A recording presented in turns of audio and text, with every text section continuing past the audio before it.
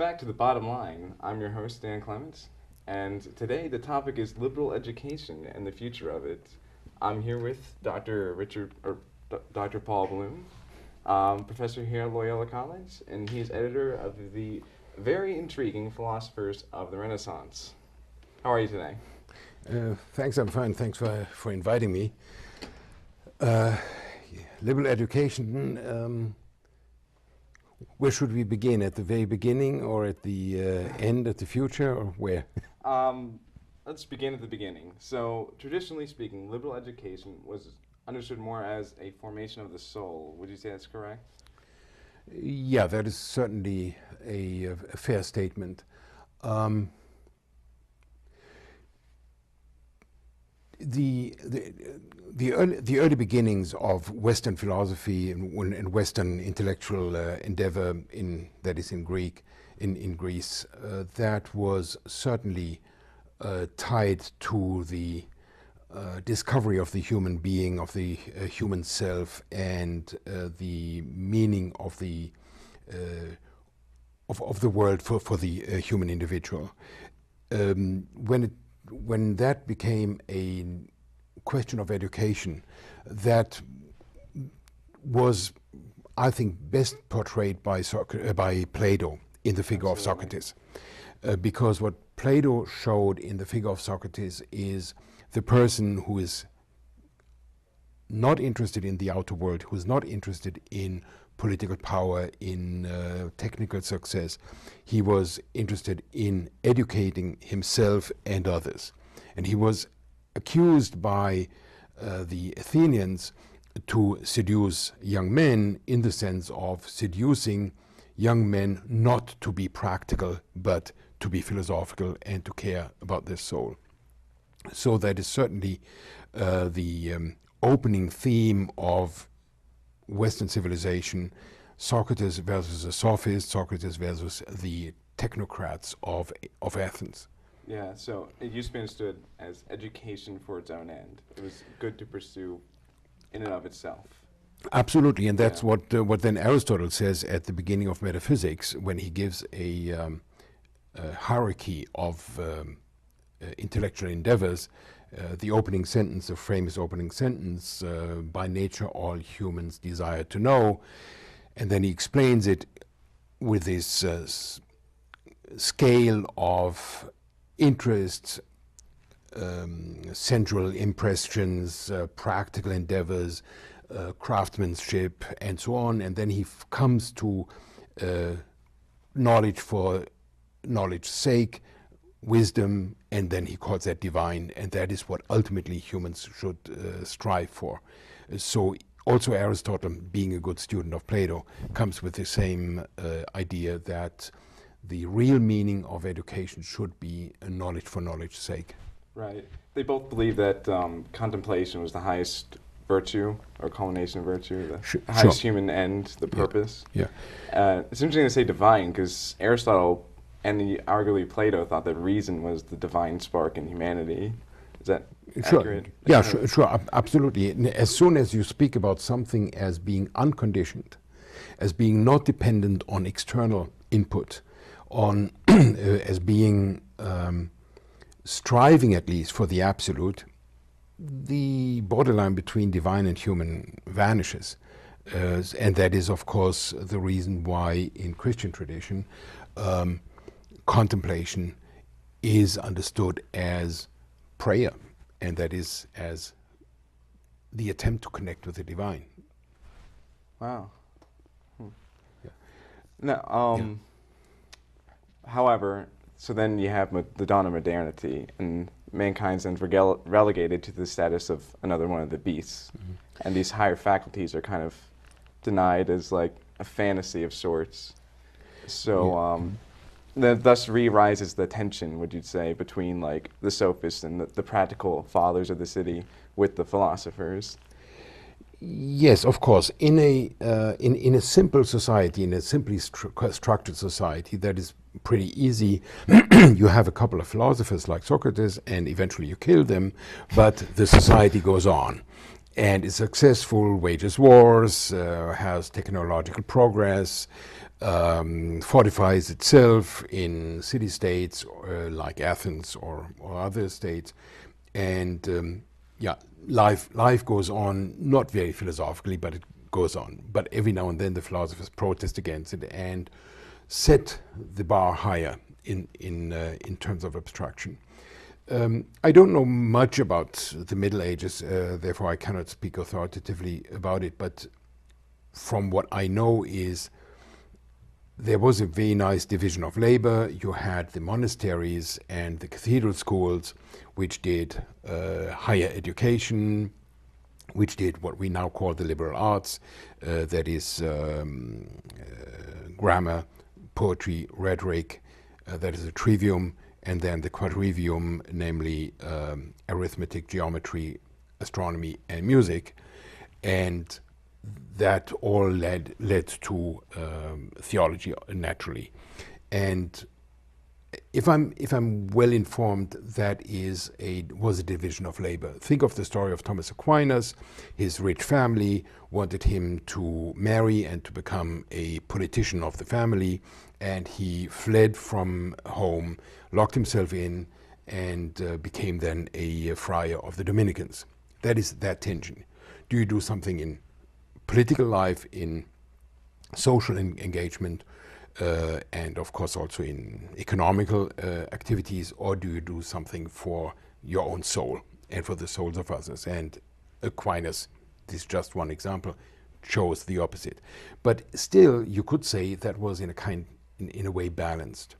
Things changed, I believe, with the upcoming of humanism in the 15th century, because what happened in humanism was, maybe if I can look at this cover, and you have this is the book cover of the philosopher of the Renaissance, and on the cover the publisher portrayed a scholar. This was a medieval scholar.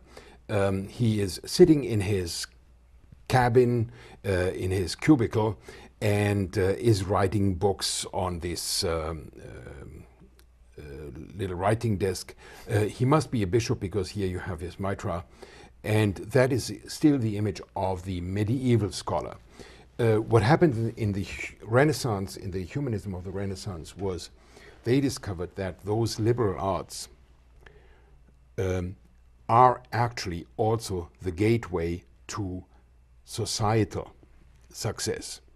It is good for the common good that human beings, as many as possible, have this education and contribute to their own salvation, to their own improvement as human beings, but also to the society. That's why fame and scholarship was not opposed for them.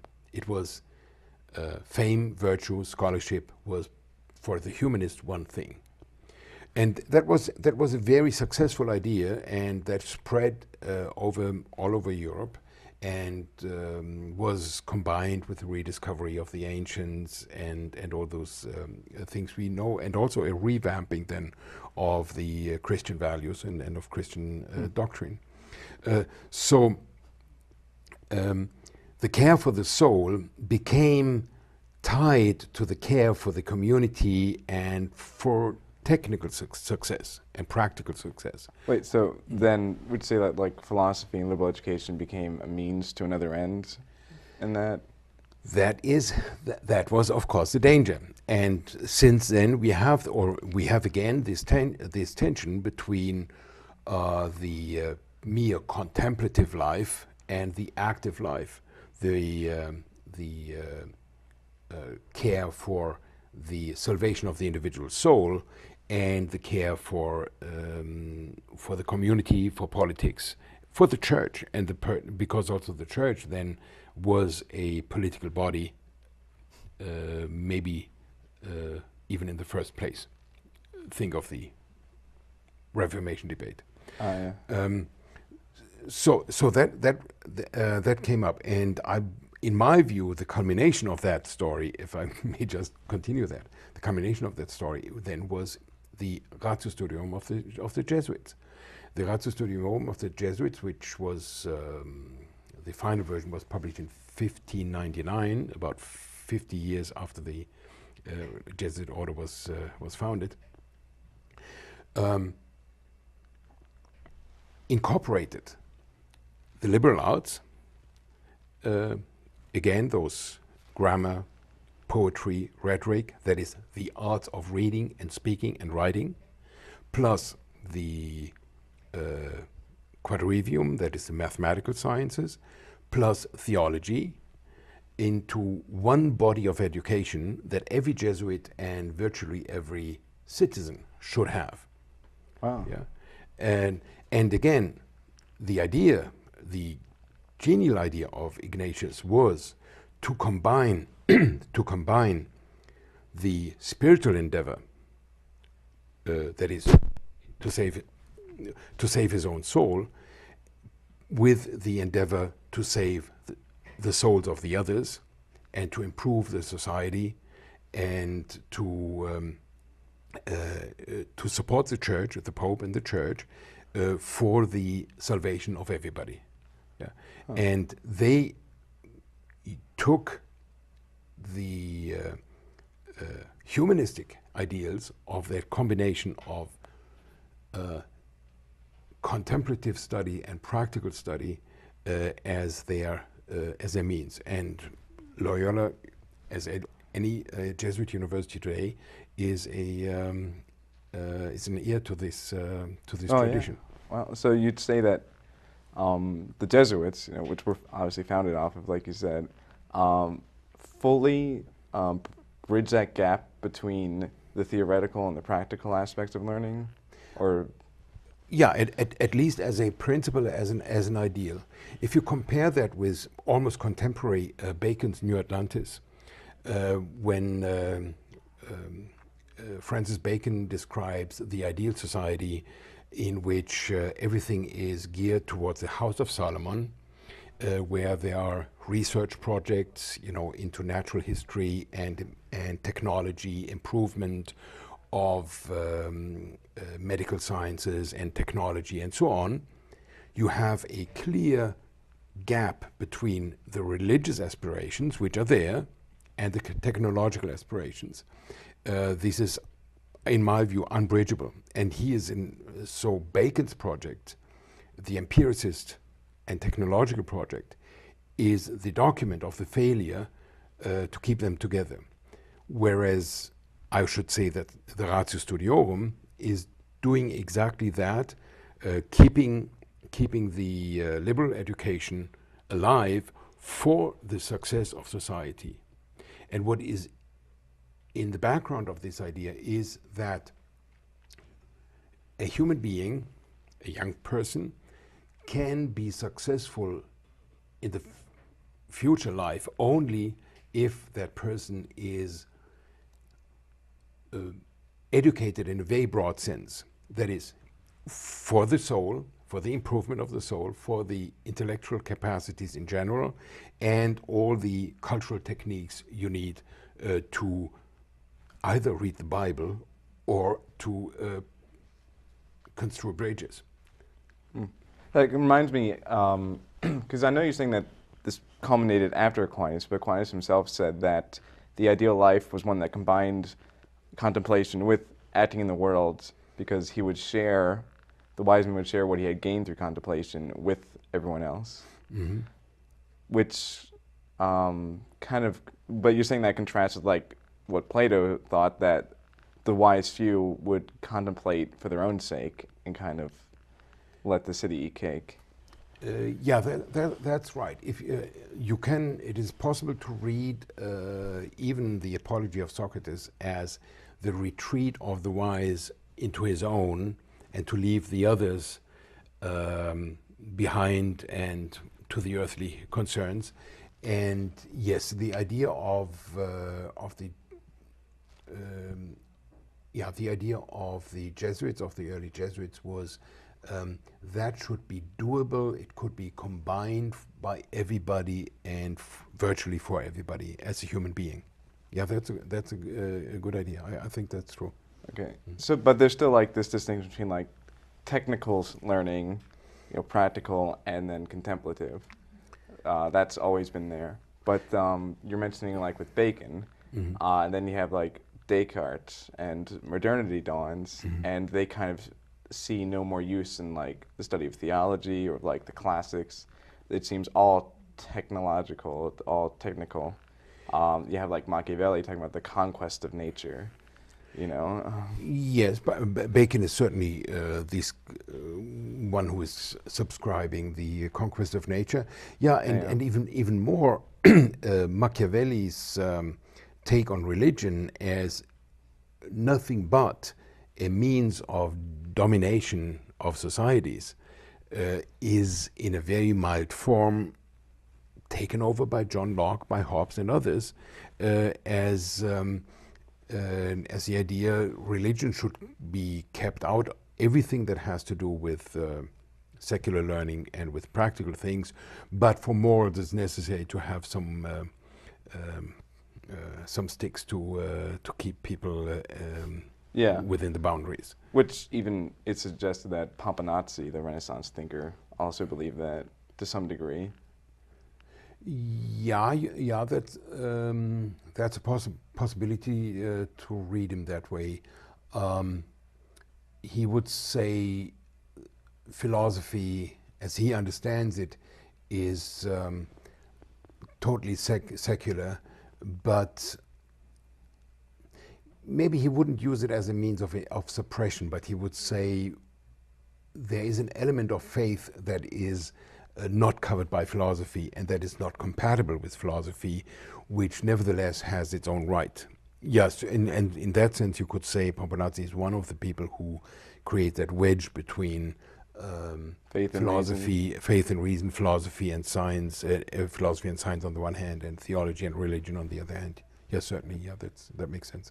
Okay, and then like you mentioned Hobbes, like then that's that using of the technical, the practical sciences to kind of apply to the realm of politics. It's no longer soulcraft, it's just, self-preservation for the many.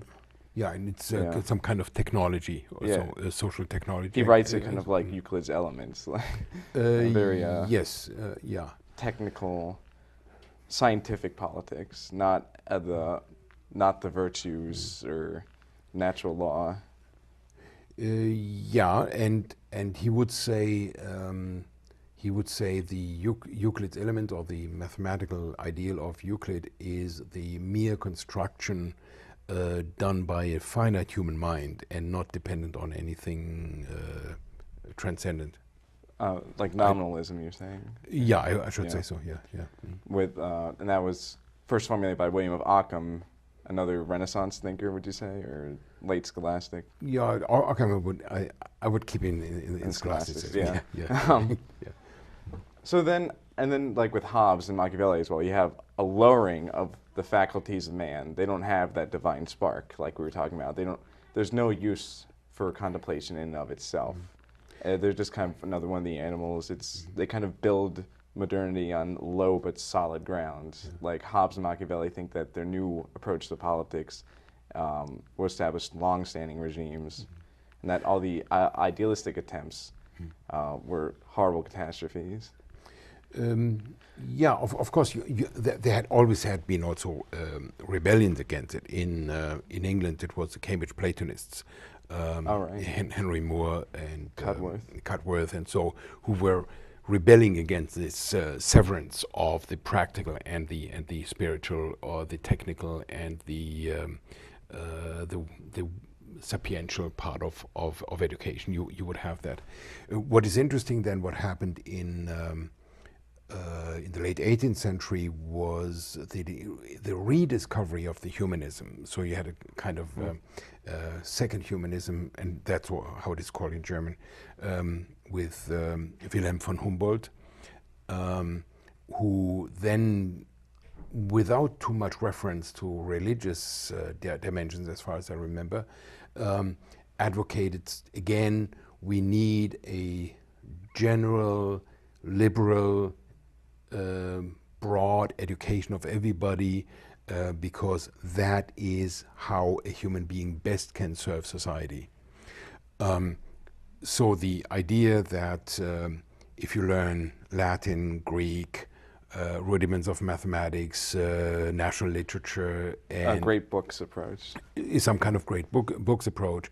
If you do that, you produce, you educate young people who are then ready for anything what is in their talent. You know, so they would so the cultivation of talents, as the Jesuits would call it in the 16th century, and now we call it cura personalis. That was something in the background. You know, you unearth and you foster the personal talents of the individuals by giving them a broad education, a non-technical, non-purposeful education at the beginning, and then they would choose. You know, Kind of like the core here. yeah, which is a version of the core. You know, Robert Oppenheimer, one of the fathers of the American atomic bomb. Oh, yes. Yeah. He, when he was a professor of science, one day he asked his teaching assistant to take over his class, and he gave him a book and said, "Yeah, here, use that book for that class." And the assistant looked at it and said, "Well, that's in Flemish, that's in Dutch." And Oppenheimer said, "But it's easy Dutch." You know, Oppenheimer was a New York American Jew who, of course, had studied in Berlin and in Leiden. That's why he knew Dutch, because he wanted to have a broad education, and with that he became one of the top scientists of the 20th century. You know, and that would be the typical product of the Humboldtian education. Yeah, give a young man a broad education, give a young person broad education, including languages, of course, Greek and Latin. He knew that. Yeah. And from there, that person can go for science or theology or education or law or medicine, whatever. You know, that was the ideal. And the German system, which educated me, was still on that ideal. Was built on that ideal. Really? Yeah. Of course, it can go wrong. You know, I mean, I had Latin and Greek and a little bit of French and all the humanistic disciplines. Actually, my high school was called a humanistic gymnasium. Yeah. Huh. But of course, that can also go wrong, because what happened was that in my class of 15 students, when I finished high school, 13 went and became high school teachers. You understand? Because that is, the system was only reproducing itself. Only one person became a medical doctor, and another became an engineer. Yeah. So there's something went wrong, you know. But the ideal was still that give a student a broad education. That's what we call the core, and on that foundation, that person can learn anything. No, and that was this ideal of the non-purposeful education versus the vocational training, job training. I know, at least for myself, with the core at Loyola, I had nothing to do with philosophy coming into it. Mm-hmm. But since taking my philosophy core, I'm now minoring in philosophy. Yeah, I see. Yeah, discovered it through that broad education, at least in my case. Yes, and that, you know, great culmination in Jesuit education and action. Yeah. And for your general success in the future and economic success, I hope you don't stick with philosophy. We'll see. I don't know how the parents would like that. But that actually kind of does bring us up to modern society then, and the place of liberal education in that. And once again, you had this then tension between the practical and even this, if it can be used for the practical, but this kind of contemplative, holistic approach to education. Because, like I said, like my parents, but like in general, like the masses, they want like to send their kids to go to school in order to get well-paying jobs. Yeah. And you know, with the global economy, especially, education is becoming more and more important just for its success when you have international competition between labor markets.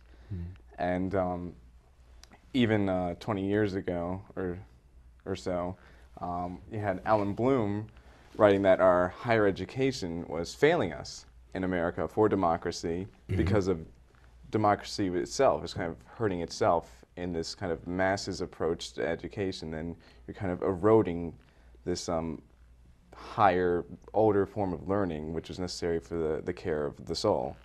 Yeah. Would you agree?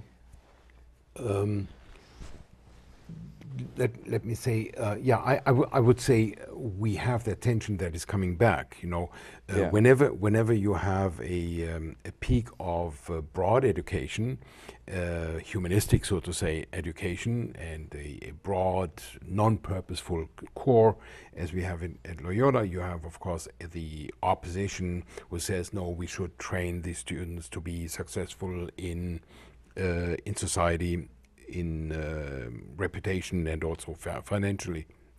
From that point of view, it would be normal. What I understand from Alan Bloom is he is opposing to the notion that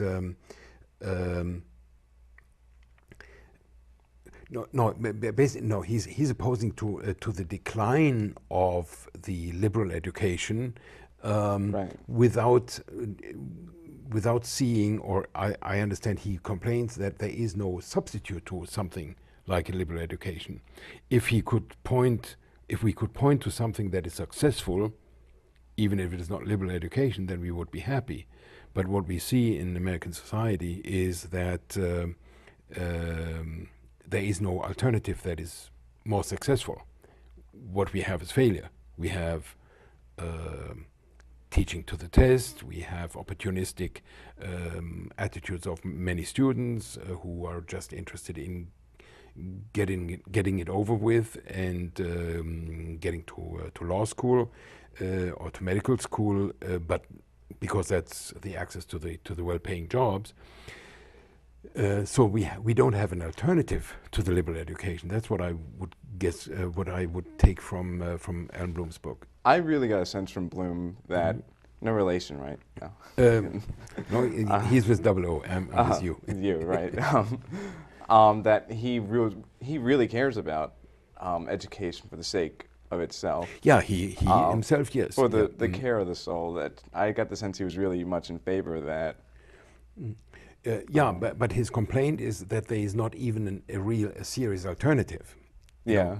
If there were in place a successful, promising program of polytechnic education, a program of job training, say from kindergarten on, then he would have something to fight about. But what he has is the promising and philosophically correct understanding of education as care for the soul and care for the individual, for the development of the individual, versus a society that is probably kind of flattening out. Is that?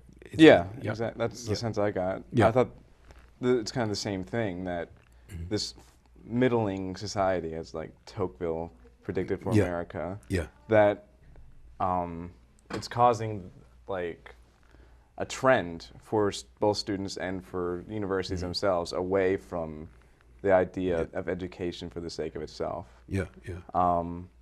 Like I saw a survey actually by UCLA done in 1966, and it said only about 40% of students cared about being well off financially, and 60 actually said the most important reason for going to college was to develop a meaningful life philosophy.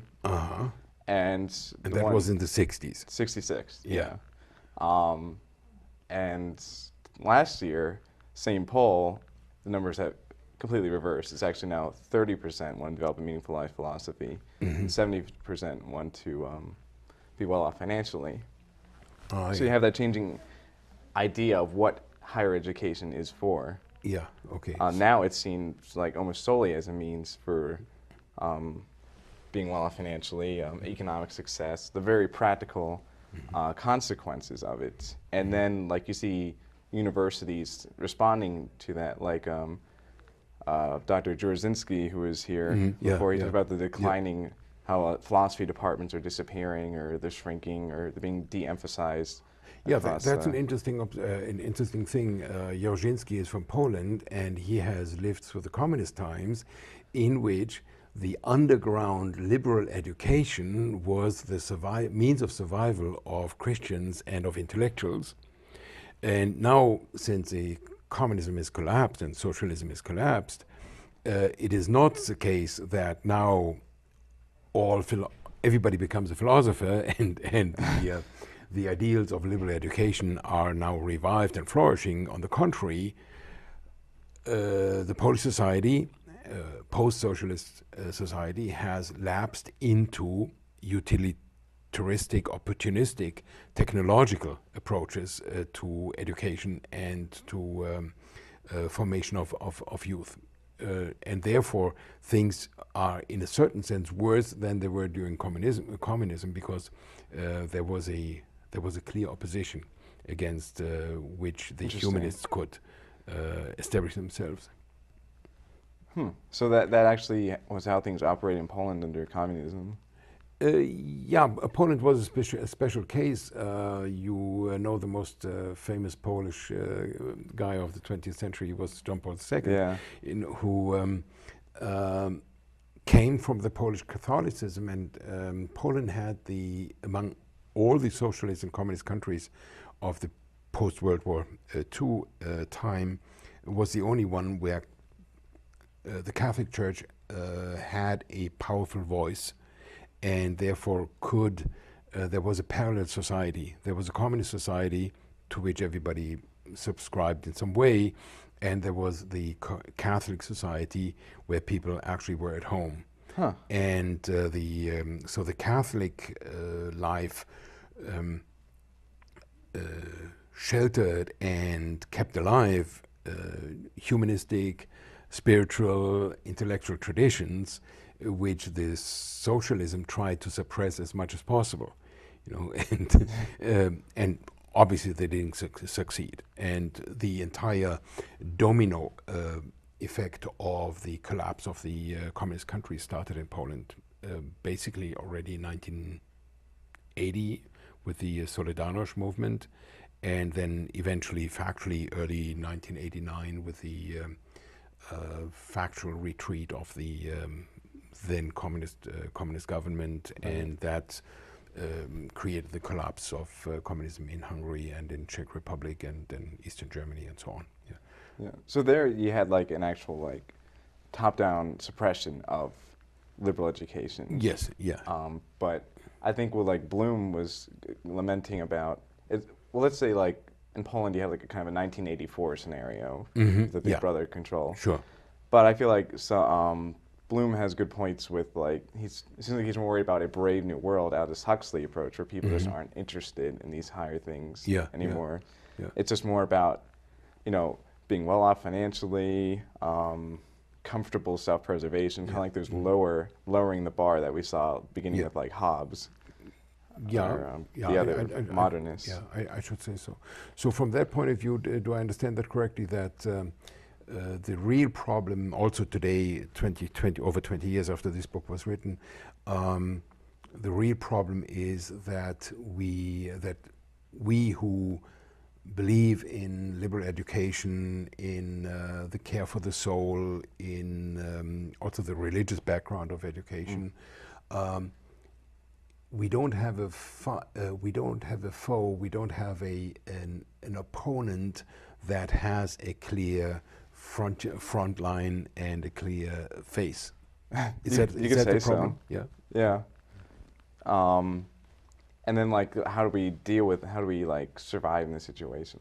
You saw philosophy beginning with this suppression of it in Athens, killing Socrates, and then you talked about a revival of it in Poland with that hard, how do you keep people from it just seeing irrelevant? And I was referring how it's kind of rooted in these modern ideas, you take away the divine spark in man, and then the ultimate end in life is just comfortable self-preservation. And democracy is a very kind of modern form of government, and philosophy, it's a very kind of hierarchical. Some people are more apt at learning than others, and like the masses kind of don't see any value in higher education. So with like the growing economy and the greater pressure for financial success, so then you kind of see like a marginalization of like liberal education and philosophy and higher education. Yeah, I see. Probably the question is, what do we understand by democratic? I mean, if it were really democratic, then it wouldn't be bad. But the certain phenomena of democratization, also Blum is talking about certain phenomena of democratization are actually simply lack of interest, lack of efforts, in which opportunists and even tyrants, dictators, can slip in and take advantage of the low awareness of the individuals. And what every education is about, and certainly Jesuit education, certainly liberal education, is to keep students and everybody aware, alive, aware of society, aware of their own care, of their own needs, about the also justice and peace Well, concerns. let me clarify. I didn't mean like necessarily that it has to be that higher education, like in the constitutional sense, has to be undemocratic. I meant more for the sake of democracy, like you have to have this sort of like inegalitarian kind of Sure. aspect. Yeah. To save democracy almost from itself. Yeah. If democracy were real democracy, I wouldn't have a problem. What I see is what is called democracy is actually anarchy, or anarchy that is the fertile ground for tyranny. Well, Plato's Republic, correct? When he's talking about the degenerate regimes, like you had the one where everyone suddenly became obsessed with money making, and then their children became kind of unrestful, kind of like 60s radicals, and out of their unrest there came a tyranny, the final degenerate form of government in the Republic. Okay, that makes total sense. That's basically the same figure. Yeah, that's what I would say. And therefore, then as a teacher, as I am, and as someone who tries to write a book that hopefully people read. I read it. Okay. What I do is basically try to take one person at a time. To teach one class at a time, and to talk to one student at a time, whenever the student or the class is available to listen. And because that's the only way I can instill the notion that there is something that is important, that there is something at least I care for, and that I believe is actually also useful, valuable for the students. Yeah, well, kind of like what Socrates said, like it takes one-on-one approach with people. I think so. Yeah, I think so. Yeah. Interesting. Which is the opposite of technology and technocratic approaches to education. That's very mass. Yeah. Where you would. No, I'd rather not give examples. Okay. It could be incendiary. Yeah, but you know what I mean. Everything that is. Think of socialist education. Where all boys have to be in a Boy Scout kind of camp, and all the girls in Girl Scout kind of camp, and everything is organized for them because that's best for them, and the party knows what is best for them, Right. That is the opposite of it, which is not taking the individual at a time. So, going back to like the problems for democracy with the lack of higher education, or lack of importance placed on it. Do you think possibly the totalitarian movements in Europe, like there's any parallels with that at all? Like with communism or fascism? Like if that was doing any part, you could point to that, you think? I mean, the dictatorial regimes we had in the 20th century in Europe were all anti-education, were all anti-liberal education. Maybe they would have done something that looks like that, but basically they would suppress the individual interest, the individual talent, the individual curiosity, and would have channeled that into the one stream, whether that is a socialist society or the fascist or national socialist society and the nationalistic society. So they would have channeled that and would have given the answer before the question would have been raised, and that is not what a humanistic and what a Jesuit education would do. So do you think so in general this lack of interest and like getting to the bottom of things and all, it's almost kind of like people become like this kind of ignorant herd of sheep that can easily be swept in and shepherded into some sort of regime? Yeah, I should say, as soon as we have a certain mass of people who are either too busy with just getting their daily bread, or too busy with working on their external appearance, car, driveway, clothing, whatever, then we create an atmosphere which is actually not democratic, but is in a way egalitarian, and therefore vulnerable to attacks from people who want to exploit that. Interesting. Kind of reminds me of the works of. Are you familiar with Charles Taylor, the Canadian Catholic philosopher? Sources of the Self. Yeah, Sources of the Self. I was actually listening to a lecture about the internet culture. He was talking about how these further problems of identity, like how he pointed them out with kind of you become disengaged with the rest of society because through this kind of modern ideas that we each are kind of have our own little views and this kind of boxing off individuals, you become less worried about the rest of society, but you also feel kind of alienated because you need kind of recognition from others. Sure, yeah. If for someone success on the internet is a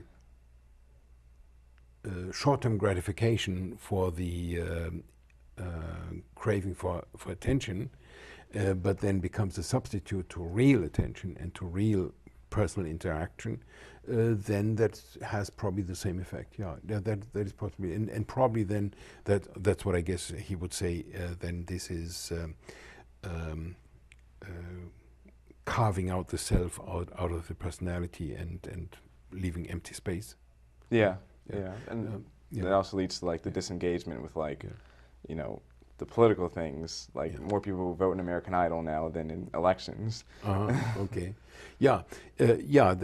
So as long as it is just a toy, and for instance, in creating a persona on some internet site, or trying out weird ideas in in an internet community, that is as good as playing in sandbox. It has its purpose, it has its function, and it has its limits. But if that becomes a substitute to true personal interaction and true societal responsibility, then of course, it has a similar effect. And it is, again, that would be the same figure, that's why you mentioned it. It would be the same model or the same pattern, namely a lack of or a disengagement with your own concerns, and therefore falling prey to intervention from others that then supersede the personality itself. And that higher education kind of is a cure for this. It kind of makes one aware of the more important things, kind of connects everyone in this kind of commonly shared beliefs. That's at least what we hope. All right. Just to close off then, as for the future of it, we see it with Jesuit education, possibly carving out a niche for like offering this older liberal education, this cura personalis, as maybe a means of attracting a market in the as education becomes more like commercialized. Do you think that that's like a way it can be preserved, or what do you think about the future of liberal education altogether? Broadly speaking, I would say we always observe a pendulum, and we could say in 1987 we wouldn't have thought that the pendulum can still go further in that same direction Alan Bloom was was complaining about, but still there are returns. Whether that is that Loyola hires a professor from Germany.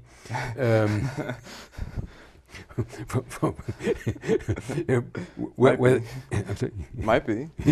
Whether it is that students come back from study abroad with new ideas, with new perspectives on their own personality, on their role and responsibility in society, be that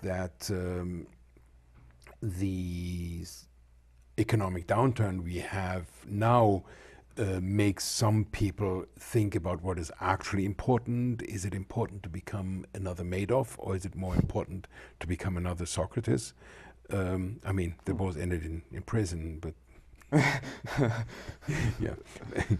But the one infamous and the other famous, you know. You understand? I mean, the economic crisis we have now, the terrorist threat we have now, the wars that are going on these days, they can, I think,